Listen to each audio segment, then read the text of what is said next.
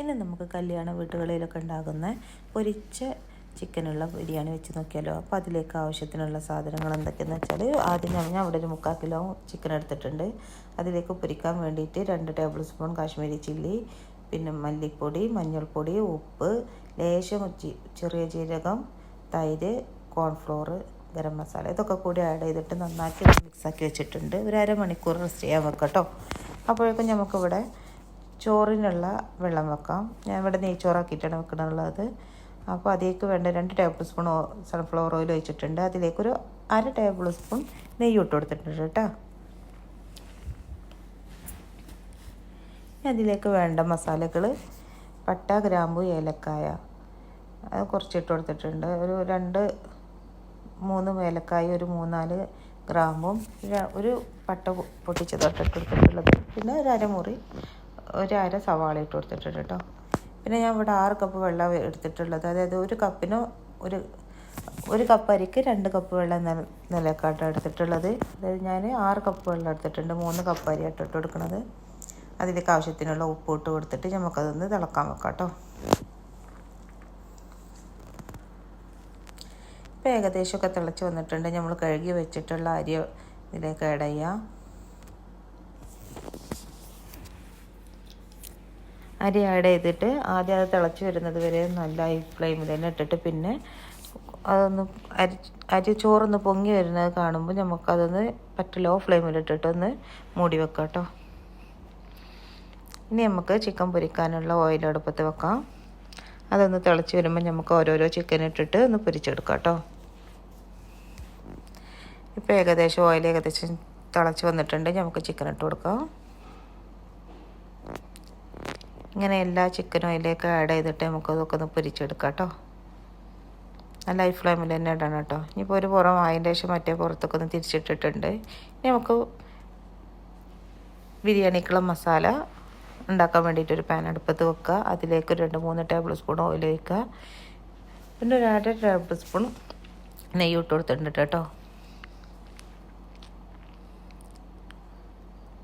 ഒന്ന് ചൂടായി വന്നതിന് ശേഷം നമുക്ക് അതിലേക്കുള്ള 2 ബേ ലീഫ് ഇട്ട് കൊടുക്കുക.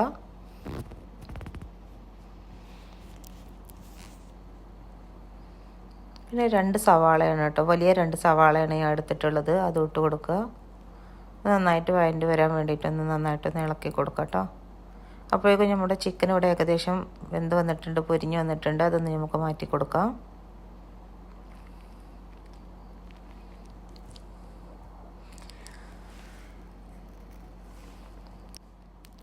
വലിയ ഉള്ളി നന്നായിട്ട് അതിലേക്ക് ലേശം ഉപ്പിട്ട് കൊടുക്കുക കേട്ടോ. ഉള്ളിലേക്ക് ഉപ്പിട്ട് കൊടുത്തിട്ട് നന്നായിട്ടൊന്ന് ഇളക്കി കൊടുക്കുക. ഇനി നമുക്ക് അതിലേക്കുള്ള വേറെ മറ്റു സാധനങ്ങൾ ഇട്ട് കൊടുക്കട്ടെ. ഞാൻ ഇവിടെ 2 വലിയ തക്കാളി എടുത്തിട്ടുള്ളത്. അത് ഒരു 3 പച്ചമുളക് ഒന്നങ്ങനെ ഇട്ടിട്ടുണ്ട് കേട്ടോ. എരിയൊന്ന് ബാലൻസ് ചെയ്യാനാണ്. പച്ചമുളക് ചായച്ചിടുമ്പോൾ നല്ല എരിവില്ലാതിരിക്കാനാണ് അങ്ങനെ ഇട്ടിട്ടുള്ളത്. പിന്നെ ലേശം മല്ലിച്ചപ്പും പുതിനൻ്റെ ഇലയും, ഒരു പിടി മല്ലിച്ചപ്പും പുതിനൻ്റെ ഇലയും ഇട്ട് കൊടുത്തിട്ടുണ്ട്. നന്നായിട്ട് ഇളക്കി കൊടുക്കുക കേട്ടോ. ഞാൻ ഇതിലേക്ക് ചതച്ച് വെച്ചിട്ടുള്ള ഇഞ്ചി വെളുത്തുള്ളി പേസ്റ്റ് ഇട്ട് കൊടുക്കുക. ഞാൻ ഇവിടെ പിന്നെ 4 പച്ചമുളകാണ് ചതച്ചിട്ടുള്ളത്. ഇനി അതിലേക്ക് വേണ്ടത് ഗരം മസാല, ഒരു ലേശം കാശ്മീരി ചില്ലിയും കുറച്ച് ചിക്കൻ മസാല ഇട്ട് കൊടുത്തിട്ടുണ്ട് കേട്ടോ. എന്നിട്ട് അത് നന്നായിട്ട് ഇളക്കി കൊടുക്കുക. നന്നാക്കി മിക്സാക്കിയതിന് ശേഷം ഒന്നും കൊണ്ട് വഴണ്ടി വരുവോളം ഒന്ന് വെയിറ്റ് ചെയ്യുക കേട്ടോ.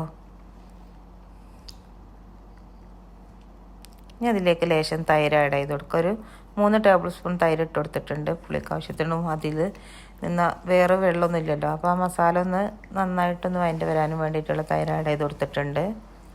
വലിയ പുളിയില്ലാത്ത തൈരാണ് കേട്ടോ.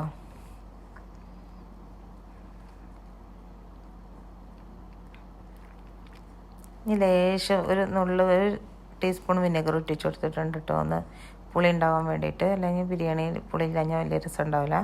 ഈ ലേശം ടൊമാറ്റോ സോസ് ഒഴിച്ച് കൊടുക്കുന്നുണ്ട് കേട്ടോ. ഈ ടൊമാറ്റോ സോസും കൂടി ഒഴിച്ച് കൊടുക്കുമ്പോഴാണ് നമുക്ക് കല്യാണ വീടുകളിൽ നിന്നൊക്കെ കഴിക്കണ മരക്കത്തൊരു ടേസ്റ്റ് കിട്ടും കേട്ടോ. നമ്മൾ പൊരിച്ച് വെച്ച ചിക്കൻ അതിലേക്ക് ആഡ് ചെയ്ത് കൊടുക്കുക. എന്നിട്ട് നന്നാക്കി ഒന്ന് മിക്സാക്കി കൊടുക്കട്ടെ. മസാലയും ചിക്കനൊക്കെ കൂടി നന്നായിട്ട് മിക്സാക്കി കൊടുക്കുക.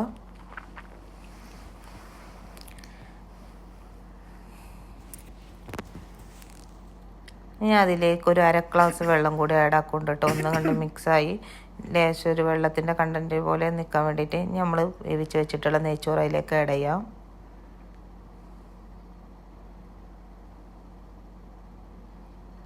അത് എല്ലാ ഭാഗത്തേക്കും ഒന്ന് സെറ്റാക്കി ഒന്ന് ദമ്മാക്കിയതിന് ശേഷം നമുക്ക് ലേശം ഗരം മസാലയും കുറച്ച് നെയ്യും, ഒരു ടേബിൾ സ്പൂൺ നെയ്യും, പിന്നെ നമ്മൾ കുറച്ച് അരിഞ്ഞ് വെച്ചിട്ടുള്ള മല്ലിച്ചപ്പും, ഞാൻ അതിലേക്ക് കുറച്ച് പൈനാപ്പിൾ കട്ടാക്കി വെച്ചിട്ടുണ്ട് കേട്ടോ. അത് ഓപ്ഷണലാണ്. ഞാൻ എൻ്റെ ഇഷ്ടത്തിന് വേണ്ടിയിട്ടൊന്ന് ആഡാക്കിയതാട്ടോ.